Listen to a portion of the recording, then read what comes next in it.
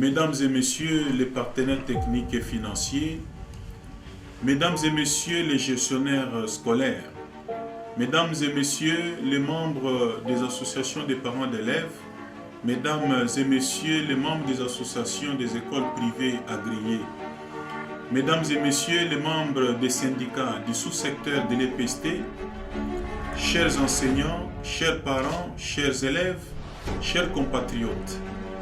Le 4 octobre 2021, j'ai lancé officiellement et solennellement l'année scolaire 2021-2022 à partir de la ville de Mboujima, chef-lieu de la province du Kasaï-Oriental.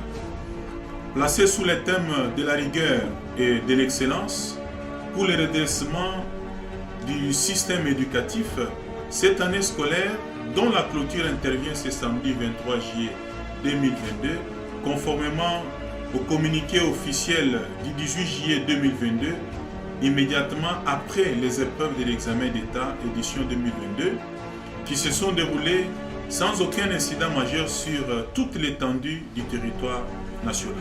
Mesdames et messieurs, l'année scolaire qui vient de s'achever a eu, comme vous le savez, un début difficile à la suite d'une grève sans merci qui s'est finalement soldée par la signature de l'addendum au protocole d'accord de Bibois signé à Bouela Lodge le 19 novembre 2021.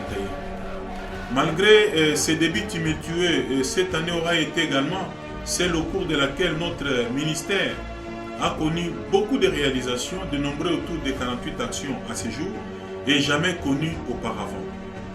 Au nombre de ces réalisations, je peux épingler notamment la clarification du champ d'application de la gratuité au niveau de l'enseignement primaire public, laquelle a permis aujourd'hui plus de 4 millions d'enfants de regagner les parcours scolaires en dépit de nombreux obstacles dressés essentiellement par ceux qui avaient fait de ce secteur vital un secteur marchand et continuent à considérer la mise en œuvre de cette réforme comme une déclaration de guerre. La prise en charge par le trésor public, cela avec les efforts propres du gouvernement de 265 355 enseignants nouvelles unités, aussi bien du niveau maternel, primaire que secondaire, sans oublier les personnels des bureaux gestionnaires. Cette vague successive de prise en charge du personnel de la Craie Blanche a porté à 65% le taux d'accroissement des effectifs des agents payés du sous-secteur de l'EPST. La révision à la hausse des salaires de tous les enseignants, l'octroi des indemnités de transport et de logement aux enseignants des chefs-lieux de province, l'octroi de la prime de la bourse à ceux des territoires, ainsi que le paiement de la prime de la gratuité aux enseignants du primaire. Par conséquent, le salaire d'un enseignant a connu une augmentation de 144%. Le réajustement des frais de fonctionnement des écoles primaires qui ont connu une augmentation faisant passer de 45 000 francs congolais à 200 000 francs congolais pour les écoles de moins de 11 classes, soit une augmentation de 344%. 420 190 francs congolais pour les écoles de 12 à 18 classes, soit une augmentation de 834%.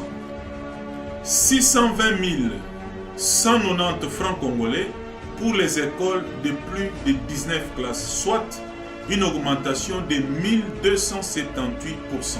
2 450 000 francs congolais pour les écoles de prestige, soit une augmentation de 5 344%.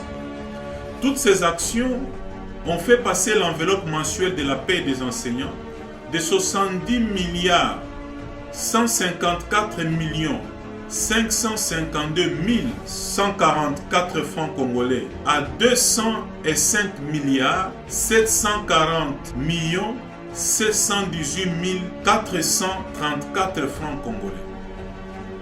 La mise à la retraite progressive, moyennant paiement des allocations de fin de carrière, et c'est conformément à l'ordonnance 232. Le lancement de la campagne Pas une école sans banc en RDC dans toutes les provinces et de son appropriation par les autorités provinciales. La présentation de ces grandes réalisations, qui n'est pas une sorte d'autosatisfaction démontre cependant que nous sommes sur le bon chemin, dressé par le président de la République, Félix Antoine Tshisekedi Tshilombo. Mesdames et messieurs, dans le but de s'assurer de l'effectivité de la gratuité de l'enseignement primaire dans les écoles publiques et des orientations données aux autorités provinciales, sur instruction du chef de l'État, j'ai initié des missions d'itinérance dans les provinces éducationnelles. De ces itinérances, j'ai pu noter que l'effectivité de la gratuité est incontestablement une réalité dans tous les établissements publics primaires. Cependant, quelques difficultés ont été relevées, notamment celles liées à l'effectivité et à la régularité de la paie des enseignants par les opérateurs de la paie, lesquels impactent négativement sur le calendrier scolaire et sur la qualité de l'enseignement. À cet effet, sur instruction du chef de l'État, j'ai mis en place un outil de suivi de l'évolution de la paie, permettant ainsi à l'enseignant d'être régulièrement au parfum de sa situation salariale. Une autre difficulté relevée est celle liée aux effets induits de la gratuité. En effet, comme il a été dit plus haut, la mise en œuvre de la gratuité a permis à plus de 4 millions d'élèves de reprendre les chemins de l'école, situation qui a conduit à un surpeuplement des salles de classe. Face à cette situation, 3 projets prennent déjà en charge cette question, notamment les 145 territoires pilotés de main de maître par les chefs du gouvernement, M. le Premier ministre Sama Lukonde, le projet de la construction de 200 écoles et un autre projet de construction de 150 écoles qui débute sous peu. Je ne peux clore mon propos sans vous remercier, parents d'élèves, élèves, agents et cadres de l'administration scolaire, partenaires techniques et financiers, pour votre accompagnement à la réussite de cette année scolaire qui s'achève. Ainsi donc, tout en souhaitant de bonnes vacances à toutes et à tous, je déclare close l'année scolaire 2021-2022.